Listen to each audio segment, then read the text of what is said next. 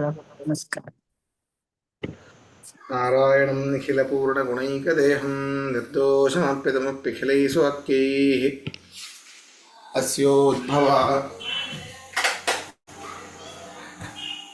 ಅಸ್ಯೋದ್ಭವಾಯ ದೇಶಮದೇಶತೋऽಪಿ ವಂದ್ಯಂ ಸದಾ ಪ್ರಿಯತಮಂ ವಸನ್ನಮಾಮಿ.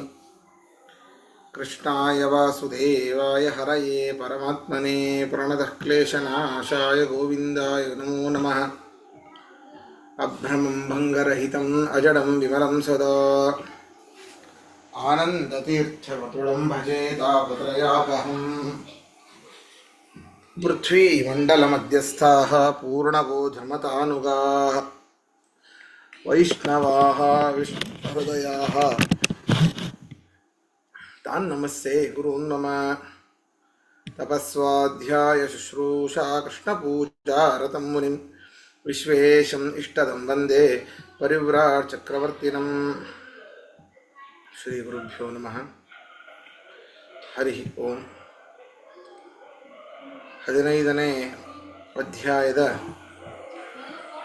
15ನೇ ಶ್ಲೋಕದ ಅರ್ಥ ಆಗಬೇಕಿದೆ, ಹೌದಾ? ಹೌದು ಆಚಾರ್ಯ, ಕೇಳ್ಪಟ್ಟೆ. ಸರಿ, ಇನ್ನೊಮ್ಮೆ ಶ್ಲೋಕವನ್ನು ಓದೋಣ. ಸರ್ವಸ್ಯ ಚ ಹೃದಿ ಸನ್ನಿವಿಷ್ಟೋ ಮತ್ತ ಸ್ಮೃತಿ ಜ್ಞಾನಮಪೋಹನಂ ಚ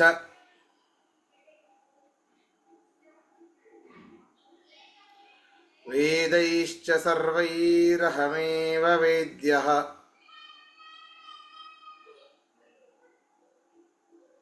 ವೇದಾಂತ ಕೃದ್ವೇದ ವಿದೇವ ಚಾಹಂ.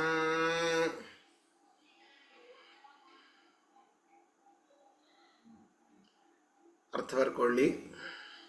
ಸರ್ವಸ್ಯ ಎಲ್ಲರ,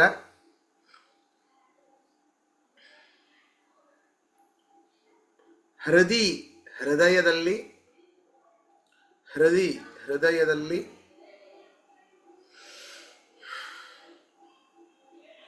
ಅಹಂ ನಾನು, ಅಹಂ ನಾನೇ, ಅಹಂ ನಾನೇ, ಸನ್ನಿವಿಷ್ಟಃ ಸನ್ನಿವಿಷ್ಟಃ ಇರುವೆನು,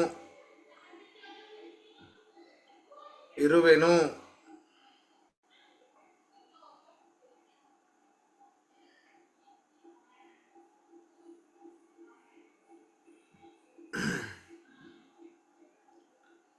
ಮತ್ತಃ ನನ್ನಿಂದಲೇ, ಮತ್ತಃ ನನ್ನಿಂದಲೇ,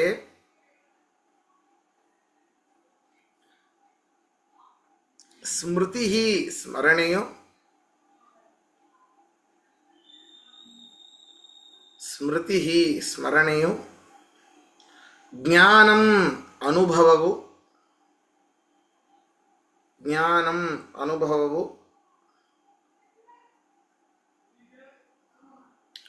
ಅಪೋಹನಂಚ ಭ್ರಮೆಗಳೂ ಕೂಡ ಉಂಟಾಗುತ್ತವೆ. ಅಪೋಹನಂಚ ಭ್ರಮೆಗಳೂ ಕೂಡ ಉಂಟಾಗುತ್ತವೆ.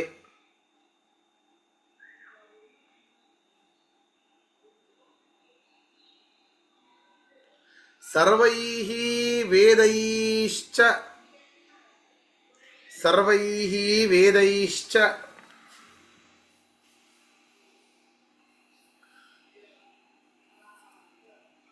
ಸಕಲ ವೇದ ಸಮೂಹಗಳಿಂದ, ಸಕಲ ವೇದ ಸಮೂಹಗಳಿಂದ ಅಹಮೇವ ವೇದ್ಯಃ ನಾನೇ ಪ್ರತಿಪಾದಿತನಾಗಿರುವೆ. ಅಹಮೇವ ವೇದ್ಯಃ ನಾನೇ ಪ್ರತಿಪಾದಿತನಾಗಿರುವೆ.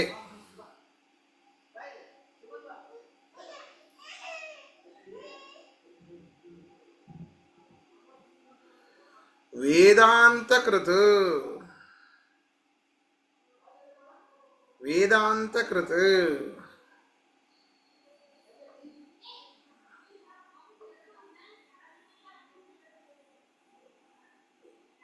ವೇದಾರ್ಥ ನಿರ್ಣಾಯಕವಾದ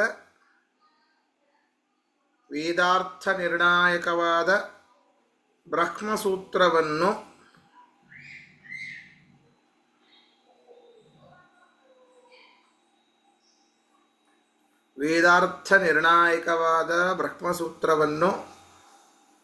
ವೇದವ್ಯಾಸ ರೂಪದಿಂದ ರಚಿಸಿದವನು ವೇದಾರ್ಥ ನಿರ್ಣಾಯಕವಾದ ಬ್ರಹ್ಮಸೂತ್ರವನ್ನು ವೇದವ್ಯಾಸ ರೂಪದಿಂದ ರಚಿಸಿದವನು ವೇದವಿದೇವ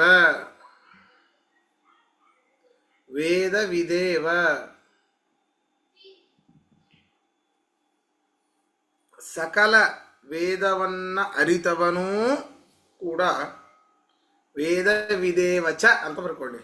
ಸಕಲ ವೇದವನ್ನ ಅರಿತವನೂ ಕೂಡ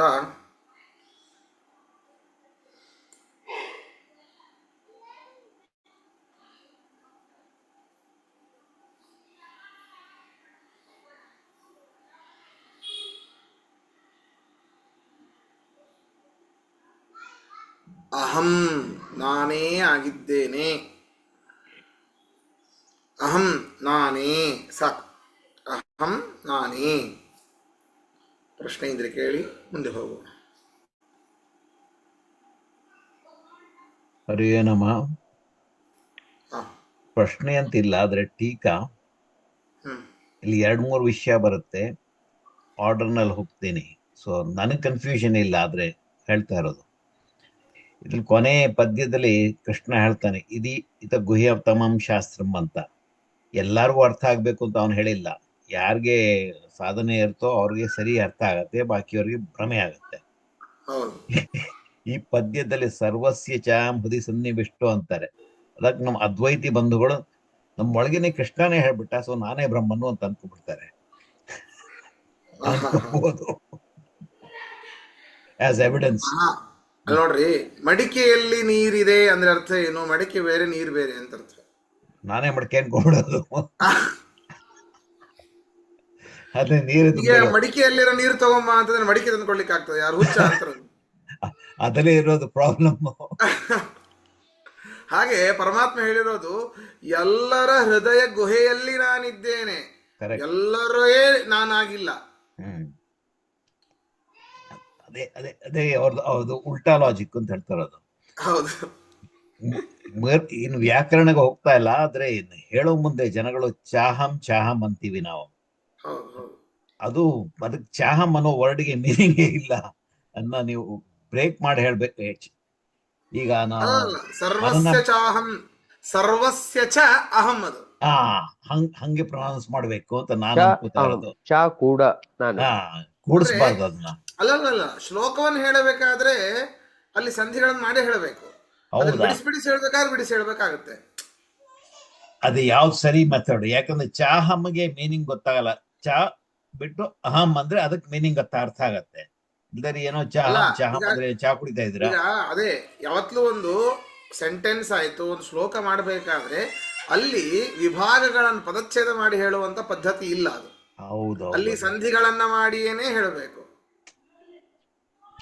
ಅದಕ್ಕೆ ಇದು ಅರ್ಥ ತಪ್ಪೋಗುತ್ತಲ್ಲ. ಅದೇ ಅದು ಅದು ಇದು ಗೊತ್ತು ನಮ್ಗೆ ಅರ್ಥ.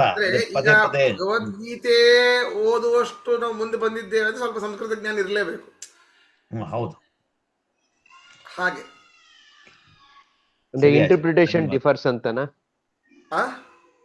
ಇಂಟರ್ಪ್ರಿಟೇಷನ್ ಡಿಫರ್ಸ್ ಹೇಗೆ ಇವಾಗ ಕೋರ್ಟ್ಗಳಲ್ಲಿ ಸತ್ಯನ ಸುಳ್ಳನ್ನ ಸತ್ಯ ಮಾಡ್ತಾರಲ್ಲ, ಹಾಗೆ ಅದಕ್ಕೆ ಅವ್ರ ಮುಗಿನ ನೆರಕ್ಕೆ ಅವ್ರು ಹೇಳ್ಕೊಳ್ತಾರೆ. ಸತ್ಯ ಇರೋದು ಇಲ್ಲಿ, ಚಾ ಅಹಂ ಬೇರೆ ಅಂತ. ನಮಗೆ ಚಹಾ ನೆನಪಾಗೋಗ್ಬಿಡುತ್ತೆ.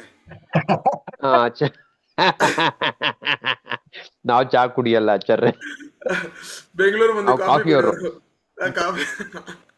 ನಾವೆಲ್ಲ ಕಾಫಿಯವರು. ಧನ್ಯವಾದ ಆಚಾರ್ಯ. ಮುಂದೆ ಹೋಗೋಣ. ದ್ವಾವಿಮೌ ಪುರುಷೌ ಲೋಕೆ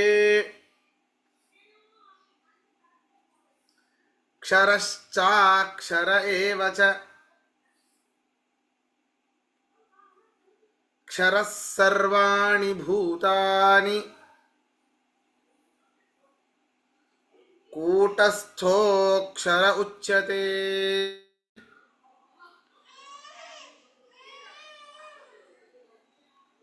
ಇಲ್ಲಿ ಕ್ಷ ಅಂತಂದ್ರೆ ಕ್ಷಯತಿ ಇತಿ ಕ್ಷರಃ. ಸಂಪೂರ್ಣವಾಗಿ ಇಬ್ಬರೇ, ಇಡೀ ಬ್ರಹ್ಮಾಂಡದಲ್ಲಿ ಇಬ್ಬರು ಪುರುಷರಿರ್ತಾರೆ. ಪುರುಷರು ಅಂತಂದ್ರೆ ಜೀವಿಗಳು ಅಂತ ಅರ್ಥ ಅಷ್ಟೆ. ಇಬ್ಬರೇ ಪುರುಷರು, ಯಾರು ಸ್ತ್ರೀಯರು ಇಲ್ಲೇ ಇಲ್ವಾ ಅಂತ ಕೇಳಬೇಡಿ, ಜೀವಿಗಳು ಅಂದ್ರೆ ಎರಡು ಪ್ರಕಾರ ಅಂತ ಇಟ್ಕೊಳ್ಳಿ ಸಾಕು. ಅದು ಹೇಗೆ ಅಂತ, ಒಂದು ಕ್ಷರ, ಇನ್ನೊಂದು ಅಕ್ಷರ. ಚೇತನರು ಅಂತ ಅರ್ಥ. ಪುರುಷರು ಅಂದ್ರೆ ಚೇತನರು ಅಂತ. ಈ ಅಸ್ವತಂತ್ರ ಪ್ರಪಂಚದಲ್ಲಿ ಎರಡಿದೆ. ಯಾವ್ದ್ಯಾವುದು? ಒಂದು ಕ್ಷರ, ನಾಶ ಹೊಂದೋದು ಯಾವ್ದ್ಯಾವುದು ಇದೇನೋ ಸರ್ವ ಪ್ರಕಾರ, ಅನೇಕ ಪ್ರಕಾರ, ಗುಣತಃ, ಕಾಲತಃ, ಸ್ವಭಾವತಃ, ಶರೀರತಃ, ಎಲ್ಲ ರೀತಿಯಿಂದಲೂ ನಾಶ ಪರಮಾತ್ಮನಿಗೆ. ಈ ರೀತಿಯಾದ ನಾಶ ಯಾವುದೂ ಇಲ್ಲ ಪರಮಾತ್ಮನಿಗೆ. ಈ ಒಂದು ನಾಶವುಳ್ಳದ್ದು ಎರಡು ರೀತಿ. ಒಂದು ಕ್ಷರ, ನಾಶವುಳ್ಳದ್ದು ಕ್ಷರ, ಯಾವುದಕ್ಕೆ ನಾಶ ಇಲ್ಲವೋ ಅದು ಅಕ್ಷರ.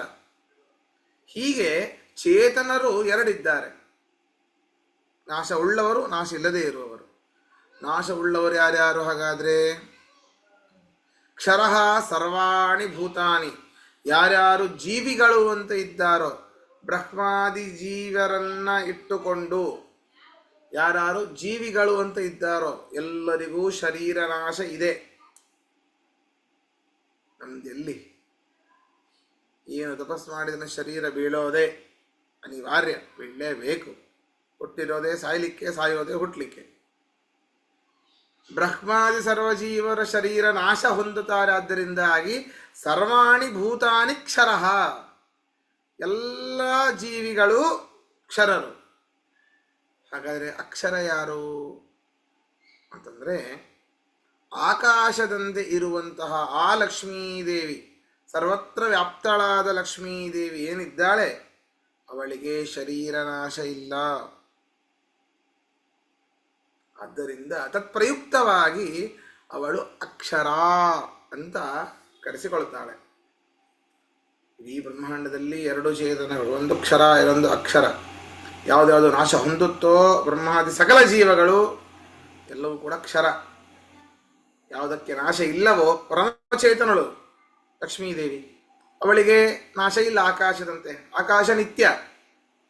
ಹಾಗೆ ಈ ಒಂದು ಲಕ್ಷ್ಮೀದೇವಿಗೆ ನಾಶ ಇಲ್ಲ, ಶರೀರ ನಾಶ ಇಲ್ಲ. ಆದ್ದರಿಂದಾಗಿ ಕೂಟಸ್ಥವತ್, ಆಕಾಶದಂತೆ ಅಕ್ಷರ, ಅಕ್ಷರ ಉಚ್ಯತೆ. ಆ ಲಕ್ಷ್ಮೀದೇವಿಗೆ ಅಕ್ಷರ. ಇದರಲ್ಲಿ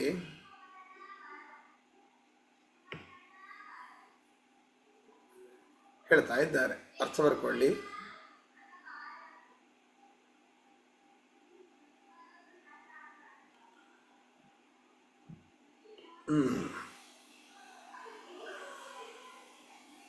ಲೋಕೆ, ಪ್ರಪಂಚದಲ್ಲಿ, ಲೋಕೆ ಈ ಅಸ್ವತಂತ್ರ ಪ್ರಪಂಚದಲ್ಲಿ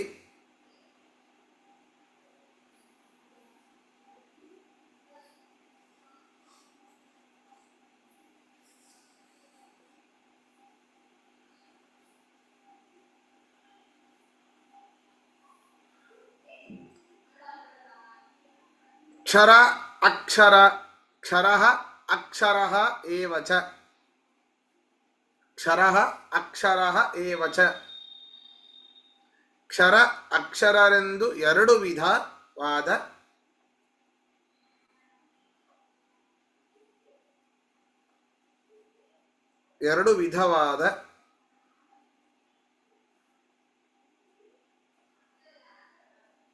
ದ್ವೌ ಇಮೌ ಪುರುಷೌ, ದ್ವೌ ಇಮೌ ಪುರುಷೌ. ಕ್ಷಮಿಸಿ, ಕ್ಷರ ಅಕ್ಷರ ಏವಚ ಏನಿತ್ತು ಅಲ್ಲಿ ಕ್ಷರ ಅಕ್ಷರರೆಂದು ಅಂತಷ್ಟೇ ಬರ್ಕೊಳ್ಳಿ. ಕ್ಷರ ಅಕ್ಷರರೆಂದು ದ್ವೌ ಇಮೌ ಪುರುಷೌ.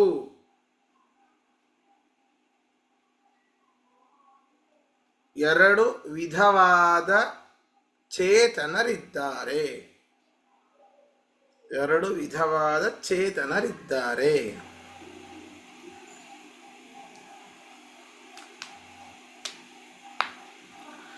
ಸರ್ವಾಣಿ ಭೂತಾನಿ, ಸರ್ವಾಣಿ ಭೂತಾನಿ ಬ್ರಹ್ಮರಿಂದ ಆರಂಭಿಸಿ, ಚತುರ್ಮುಖ ಬ್ರಹ್ಮರಿಂದ ಆರಂಭಿಸಿ ಶರೀರ ನಾಶ ಹೊಂದುವ ಸಕಲ ಜೀವಿಗಳು, ಶರೀರ ನಾಶ ಹೊಂದುವ ಸಕಲ ಜೀವಿಗಳು ಕ್ಷರಃ ಕ್ಷರರೆಣಿಸುತ್ತಾರೆ, ಕ್ಷರಃ ಕ್ಷರರೆಣಿಸುತ್ತಾರೆ.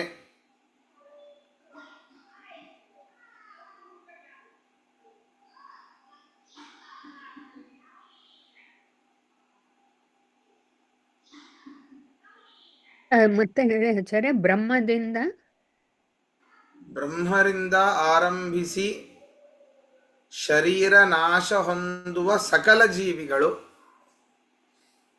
ಚತುರ್ಮುಖ ಬ್ರಹ್ಮರಿಂದ ಆರಂಭಿಸಿ ಶರೀರ ನಾಶ ಹೊಂದುವ ಸಕಲ ಜೀವಿಗಳು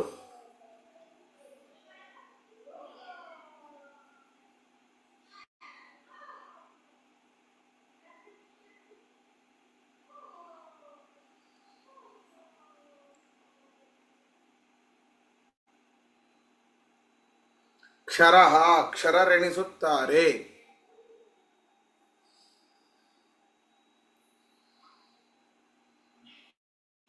ಕೂಟಸ್ಥಃ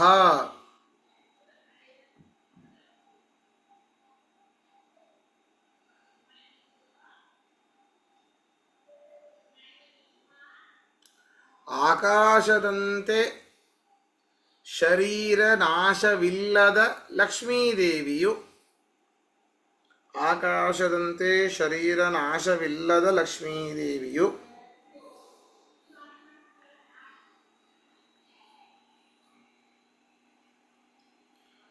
ಅಕ್ಷರ ಉಚ್ಯತೆ, ಅಕ್ಷರ ಉಚ್ಯತೆ.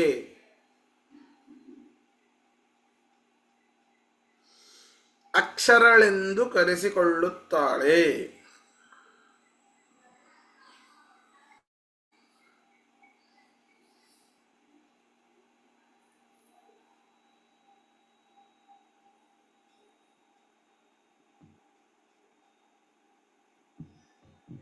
ಪ್ರಶ್ನೆ ಇದ್ರೆ ಕೇಳಿ. ಆಚಾರ್ಯ, ನಿಮ್ದು ಲೈನ್ ಸ್ವಲ್ಪ ಇದು ವೀಕ್ ಅಂತ ಕಾಣುತ್ತೆ.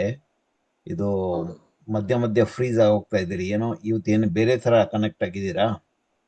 ಇಲ್ಲ, ವೈಫೈ ಇಲ್ಲೇ ಕನೆಕ್ಟ್ ಆಗಿದ್ದೀನಿ. ಇಲ್ಲ, ಇವತ್ತು ಮಳೆ ಇದೆ. ಇಲ್ಲ ಮಳೆ ಇಲ್ಲ ಇದೆ. ಶ್ರೀಕಾಂತ್ ಅವರೇ, ಕೆಲವು ಕಡೆ ಮಳೆ ಬರ್ತಾ ಇದೆ. ಈಗ ಬೆಂಗಳೂರಿನಲ್ಲಿ ಈಗಲೂ ಮಳೆ ಬರ್ತಾ ಇದೆ. ಹೌದೌದು, ಅದಕ್ಕೆ ನನಗೂ ಹಾಗಾಗಿ beginning ಹೋಯ್ತು, ಕೇಳಿಸ್ಲಿಲ್ಲ. ಹೌದೌದು, ಇದೆ ಡಿಸ್ಟರ್ಬೆನ್ಸ್ ಇದೆ, ಇಲ್ಲ ಅದು. ಎಲ್ಲ ಡಿಸ್ಟರ್ಬೆನ್ಸ್ ಇದೆ. ಬ್ರೇಕಪ್ ಆಗ್ತಾ ಇದೆ, ಬ್ರೇಕಪ್ ಇದೆ. ಎಂದೂ ಆಗಿರ್ಲಿಲ್ಲ, ನಮ್ದೇ ಕಣ್ ಬಿದ್ಬಿಡ್ತು ಅಂತ ಕಾಣುತ್ತೆ. ಇಲ್ಲ, ಇಲ್ಲೇನು ಮಳೆ ನೀವು ಇಲ್ಲ. ಹೇಳ್ತಲೇ ಇರ್ತಿದ್ದೀರಿ. ಹ್ಮ್. ಅಲ್ಲ, ಇಲ್ಲಿ ಮಳೆ ಇದೆಯಲ್ಲ ಆಚಾರ್ಯ. ಫಸ್ಟ್ ಕ್ಲಾಸ್ ಬರ್ತಿತ್ತು ಅಂತ ಹೇಳ್ತಿದ್ರು. ಹಾ, ಅದೇ ಅದೇ ಅದೇ ಅದೇ ಅದೇ ದೃಷ್ಟಿ ಆಗೋಯ್ತು. ದೃಷ್ಟಿ ಚೆನ್ನಾಗಿ ಬರ್ತಿಲ್ಲ, ಹೋಗ್ಲಿ ಬಿಡಿ. ಚೆನ್ನಾಗಿಲ್ಲ. ಅಷ್ಟೇ, ಹಂಗಂದ್ಬಿಟ್ರೆ ಆಯ್ತು, ಪರವಾಗಿಲ್ಲ, ಸರಿ. ಇದು ಜೋಶಿ ಆಚಾರ್ ಪಾಪ ಯಾವಾಗ್ಲೂ ಅವ್ರನ್ನ ಕೊಳಕುತ್ತೀವಿ ನಾವು, ಫ್ರೀಸ್ ಆಗೋದ್ವಿ ಅಂತ. ಇನ್ನೊಂದು ಅವ್ರಿಗೆ ಟೈಮ್ ಆಗಿಲ್ಲ. ಇನ್ನೊಂದು ಪ್ರಶ್ನೆ ಅಂತ ಅಲ್ಲ, ಇದು ನೀವು ಮೊದಲು ಹೇಳಿದ್ರಲ್ಲ, ರಾಘವೇಂದ್ರ ಸ್ವಾಮಿಗಳು ಇದರಲ್ಲಿ ಗೀತಾ ಅಭಿವೃತ್ತಿನ ಹೇಳ್ತಾರೆ, ಇದು ಮಹಾಲಕ್ಷ್ಮೀ ದೇವಿನ ಪುಲ್ಲಿಂಗಾನು ಯೂಸ್ ಮಾಡಬಾರ್ದು ಅಂತ. ಯಾಕಂದ್ರೆ ಅಂಬುಣಿ ಸೂಕ್ತದಲ್ಲಿ ಬರುತ್ತಲ್ಲ, ಅವಳಿಗೆ ಸಾಮರ್ಥ್ಯ ಬಾಕಿ ಬ್ರಹ್ಮ ರುದ್ರ ಗರುಡ ಎಲ್ಲಾರ್ಕಿಂತಾನು ಮೀರಿದೆ. ಒಂದ್ ಕಣ್ ಕಿಡಿಯಿಂದ ಹಿಂಗ್ ನೋಡಿದ್ರೆ ಎಲ್ಲ ನಾನು ಯಾರ್ ಬೇಕಾದ್ರೆ ಏನ್ ಬೇಕಾ ಮಾಡ್ಬೋದು ಅಂತ ಅಂತ ಹೇಳಿ ಅಂತ ಬರುತ್ತೆ. ಸೊ ಅದಕ್ಕೆ ಅಷ್ಟೇ. ಧನ್ಯವಾದ. ಅಂದ್ರೆ ಇವ್ರದ್ದೇನು ಪ್ರಶ್ನೆ ಶ್ರೀಕಾಂತ್ ಅವ್ರದ್ದು ಅಂತಂದ್ರೆ, ಇಲ್ಲಿ ಅಕ್ಷರ ಅಂತ ಹೇಳಿ ಅಕಾರ ಅಂತ ಪುಲ್ಲಿಂಗ ಶಬ್ದವನ್ನ ಹೇಳಿದ್ದಾರೆ ಶ್ಲೋಕದಲ್ಲಿ ಕೃಷ್ಣ.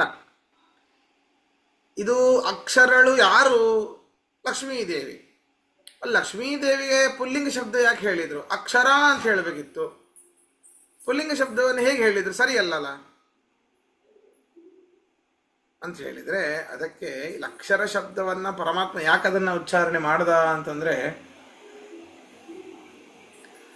ಅಕ್ಷರ ಶಬ್ದವನ್ನು ಪರಮಾತ್ಮ ಯಾಕೆ ಇಲ್ಲಿ ಉಚ್ಚಾರಣೆ ಮಾಡ್ದ ಅಂತಂದರೆ, ಈ ಒಂದು ಲಕ್ಷ್ಮೀದೇವಿ ಏನಿದ್ದಾಳೆ ಪುರುಷರಿಗಿಂತ ಅಧಿಕ ಶಕ್ತಿ ಉಳ್ಳವಳು, ಮಹಾಪುರುಷಳು, ಸ್ತ್ರೀನೇ. ಆದರೆ ಅವಳಲ್ಲಿ ಇರುವಂತಹ ಸತ್ವ ಪುರುಷರಿಗಿಂತ ಅದ್ಭುತವಾದ ಸತ್ವ ಇದೆ. ಆದ್ದರಿಂದ ಅಕ್ಷರ ಎನ್ನುವಂಥ ಪುಲ್ಲಿಂಗ ಶಬ್ದ ಪ್ರಯೋಗ ಇಲ್ಲಿ ಮಾಡಿದ್ದಾನೆ ಅಂತ ಸಣ್ಣ ಸಣ್ಣ ವಿಷಯಗಳನ್ನು ಭಾರಿ ಹೇಳ್ತಾರೆ.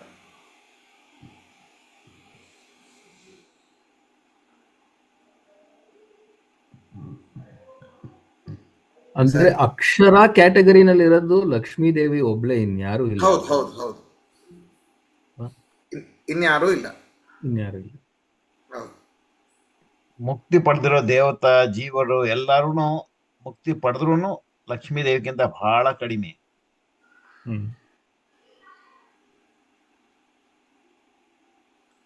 ನಾವು ಅಲ್ಲ ಅಲ್ಲ ನಾವು ಲೆಕ್ಕಕ್ಕೆ ಇಲ್ಲ. ಅಲ್ಲ ನಾವು ಲಕ್ಷ್ಮೀ ಅಲ್ಲ, ಬ್ರಹ್ಮ ನಾವು ನಿನ್ನೆ ಮತ್ತೆ ಏಕಾದಶಿ ವಾಯು. ಏನ್ ಫಲಾರ ಮಾಡಿದ್ದೇವೆ ಅದ್ರ ಮೇಲೆ ಡಿಪೆಂಡ್. ಅಲ್ಲ ಆಚಾರ್ಯ, ಲಕ್ಷ್ಮೀ ದೇವಿ ಬ್ರಹ್ಮ ಮತ್ತೆ ವಾಯು ಇವ್ರನ್ನ ಏನೋ ಗ್ರೂಪ್ ಅಂತಾರಲ್ಲ. ಪರಶುಕ್ಲತ್ರಯರು. ಪರಶುಕ್ಲ ತ್ರಯರು. ಸರಿ, ಮುಂದೆ ಹೋಗೋಣ. ಸಮಯ ಇದೆ. ಉತ್ತಮ ಪುರುಷಸ್ತ್ವನ್ಯಃ ಪರಮಾತ್ಮೇತ್ಯುದಾಹೃತಃ ಯೋ ಲೋಕತ್ರಯಮಾವಿಶ್ಯ ಬಿಭರ್ತ್ಯವ್ಯಯ ಈಶ್ವರಃ.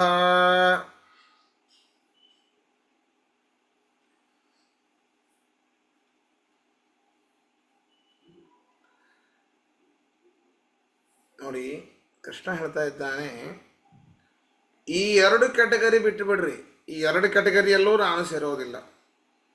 ಪುರುಷ ಉತ್ತಮ ಅನ್ಯ ಅನ್ಯ ಪುರುಷ.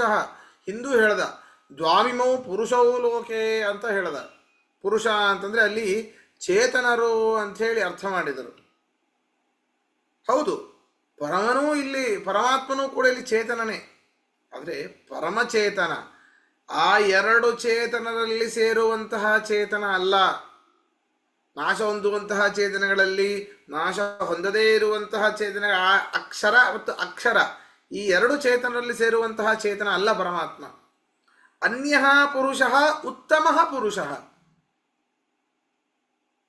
ಉತ್ತಮನಾದ ಪುರುಷ.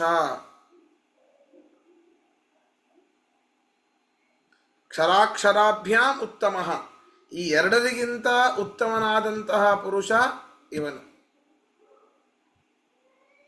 ಹೀಗೆ ಅನ್ವಯ ಮಾಡಿಕೊಳ್ಬೇಕು. ಪರಮಾತ್ಮೇತ್ಯುದಾಹೃತಃ, ಅವನನ್ನ ಏನಂತ ಕರಿಬೇಕು? ಬರೀ ಆತ್ಮ ಅಲ್ಲಪ್ಪ, ಪರಮಾತ್ಮ ಎಂಬುದಾಗಿ ಕರಿಬೇಕು ಅವನನ್ನ. ಅವನು ಹಾಗೇ ಕರೆಸಿಕೊಳ್ಳಲು ಪಡ್ತಾನೆ ಪರಮಾತ್ಮ. ನೋಡಿ, ಪರಮಾತ್ಮ ಬಂದೇ ಬಿಡ್ತದೆ. ಯಾಕೆ ಅದನ್ನು ವ್ಯವಹಾರ ಮಾಡ್ತೇವೆ ಅನ್ನೋದೇ ಗೊತ್ತಿರೋದಿಲ್ಲ ನಮಗೆ. ಉತ್ತಮ ಪುರುಷಸ್ತು ಪರಮಾತ್ಮ ಇತಿ ಉದಾಹೃತಃ ಅಂತ. ಮತ್ತೇನು ಅವನು? ಮೂರು ಲೋಕಗಳನ್ನು ಪ್ರವೇಶಿಸಿ ಪರಮಾತ್ಮನೇ ಅದನ್ನು ಧಾರಣೆ ಮಾಡ್ತಾನೆ, ಧಾರಣ ಪೋಷಣ ಮಾಡ್ತಾನೆ. ಅವನಿಗಿಂತ ಉತ್ತಮ ಯಾವುದೂ ಇಲ್ಲ. ಯಾವುದ್ಯಾವುದು? ಮೂರು ಲೋಕ: ಭೂರ್ಲೋಕ, ಭೋರ್ಲೋಕ, ಸ್ವರ್ಲೋಕ. ಭೂ ಭುವಃ ಸ್ವಃ, ಈ ಮೂರು ಲೋಕಗಳು. ಮೂರು ಲೋಕಗಳಲ್ಲಿ ಪರಮಾತ್ಮ ಆವಿಷ್ಟನಾಗಿ ವಿಶೇಷವಾಗಿ ಎಲ್ಲದರಲ್ಲೂ ಇದ್ದಾನೆ. ಈ ಮೂರು ಲೋಕದಕ್ಕಿಂತ ವಿಶೇಷವಾಗಿ ವೈಕುಂಠ, ಅನಂತಾಸನ, ಪದ್ಮನಾಭ, ಹೀಗೆ ಆ ಒಂದು ಮೂರು ಲೋಕದಲ್ಲಿದ್ದಾನೆ. ಇನ್ನು ವಿಶೇಷವಾಗಿ ಈ ಮೂರು ಲೋಕದಲ್ಲೂ ಇದ್ದಾನೆ. ಶ್ವೇತದ್ವೀಪ, ಅನಂತಾಸನ, ವೈಕುಂಠ. ಅದರಲ್ಲಿ ಅದ್ಭುತವಾದ ಲೀಲೆಗಳನ್ನು ಮಾಡ್ತಾ, ಕ್ರೀಡೆಗಳನ್ನು ಮಾಡ್ತಾ ಪರಮಾತ್ಮನ ಮೂಲ ರೂಪಗಳೇ ಅಲ್ಲಿವೆ. ಇಲ್ಲಿ ಕೆಲವೊಂದು ರೂಪಗಳು ಇಲ್ಲಿರಬಹುದು. ವಿಶೇಷವಾಗಿ ಇನ್ನುಳಿದ ಚತುರ್ದಶ ಲೋಕದಲ್ಲಿ ಆ ವೈಕುಂಠ ಅನಂತ ಪದ್ಮನಾಭವು ಬರೋದು ಬೇರೆ, ಸತ್ಯಲೋಕ ತನಕ ಬರಬಹುದಷ್ಟೆ. ಹೀಗೆ ಈ ಇಷ್ಟು ಲೋಕದಲ್ಲಿ ಭೂಹು ಭುವಃ ಸ್ವಹ ಪರಮಾತ್ಮ ವಿಶೇಷ ರೂಪಗಳಿಂದ ಇದ್ದು ಅವುಗಳನ್ನು ಧಾರಣೆ ಪೋಷಣೆಗಳನ್ನು ಮಾಡ್ತಾನೆ. ಹೀಗೆ ಉತ್ತಮ ಯೋ ಲೋಕತ್ರಯಂ ಆವಿಶ್ಯ ಬಿಭರ್ತಿ, ಆ ಲೋಕಗಳನ್ನು ಧಾರಣೆ ಮಾಡ್ತಾನೆ. ಅವ್ಯಯ,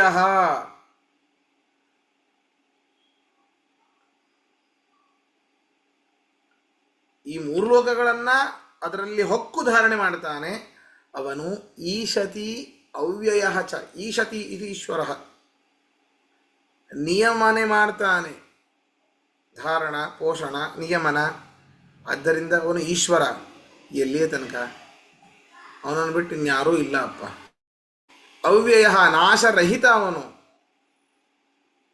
ಈ ಮೂರು ಲೋಕಗಳು ನಾಶ ಆಗಬಹುದು, ಆದರೆ ಅದನ್ನು ನಿಯಮನೆ ಮಾಡುವಂತಹ ಆ ಒಬ್ಬ ಪರಮಾತ್ಮ ಶಬ್ದ ವಾಚ್ಯನಾದಂತಹ ಕ್ಷರ ಮತ್ತು ಅಕ್ಷರಗಳಿಗಿಂತ ಅನ್ಯನಾದಂತಹ ಉತ್ತಮ ಪುರುಷ ಏನಿದ್ದಾನೆ ಅವನಿಗೆ ನಾಶ ಇಲ್ಲ. ನಾಶ ಹೊಂದಿದರೆ ಅವನು ಮತ್ತೆ ಅದೇ ಕ್ಯಾಟಗರಿಯಲ್ಲೇ ಸೇರಿಬಿಡ್ತಾನೆ. ಕ್ಷರ ಮತ್ತು ಅಕ್ಷರಗಳೆಲ್ಲ, ಅಕ್ಷರ ಬಿಡಿ, ಕ್ಷರದಲ್ಲೇ ಸೇರಿಬಿಡ್ತಾನೆ ನಾಶ ಹೊಂದಿದರೆ. ಯಾವುದು ನಾಶ ಹೊಂದುತ್ತವಲ್ಲ ಅಕ್ಷರಗಳು, ಹಾಗೆ ಅದರಲ್ಲಿಯೇ ಸೇರಿಬಿಡ್ತಾನೆ.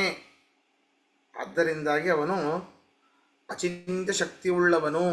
ಆದ್ದರಿಂದಾಗಿ ಅವನು ಅವ್ಯಯ, ನಾಶರಹಿತ ಅಂತ ಇದರಲ್ಲಿ ಹೇಳ್ತಾ ಇದ್ದಾರೆ. ಇದರ ಅರ್ಥವನ್ನು ನಾಳಿನ ಪಾಠದಲ್ಲಿ ನೋಡೋಣ.